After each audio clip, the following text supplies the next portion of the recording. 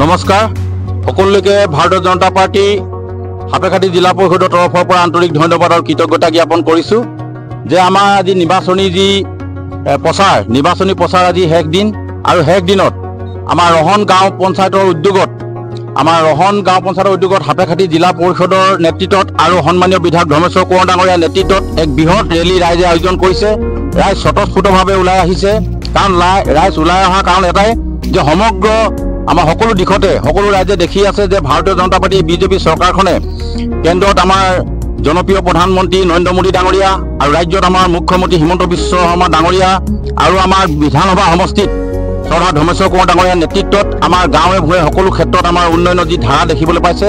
এই উন্নয়নৰ ধাৰা দেখি ৰাইজ স্বতঃস্ফূৰ্তভাৱে এইবাৰ পঞ্চায়ত নিৰ্বাচনত যে আমাৰ জিলা পৰিষদ, আঞ্চলিক পঞ্চায়ত আৰু ৱাৰ্ড সকলো আমাৰ বিজেপি ফালৰ পৰা প্ৰক্ষেপিত কৰা সকলো প্ৰাৰ্থী আমাৰ জয়যুক্ত হ'ব এইটো নিশ্চিত হৈছে। তাৰ প্ৰমাণ আপোনালোকে দেখিছে, পাছফালে বৃহৎ ৰেলী আজি ৰহন গাঁও পঞ্চায়তৰ উদ্যোগত সকলো ৰাইজ ওলাই আহি আজি ৰেলীত অংশগ্ৰহণ কৰিছে। গতিকে আমি আজি ৰহন গাঁও পঞ্চায়তৰ পৰা আমি ক'ব খোজোঁ যে সোণাৰী সমষ্টিত আমাৰ 4টা জিলা পৰিষদ আৰু আমাৰ জেডপিসকল, এপিসকল আৰু ৱাৰ্ডসকল বিপুল ভোটত জয়যুক্ত হ'ব এইটো ৰাইজে আজি সিদ্ধান্ত লৈছে। আৰু তাৰে প্ৰতিফলন হিচাপে আজি আমাৰ ৰহন গাঁও পঞ্চায়তৰ আজি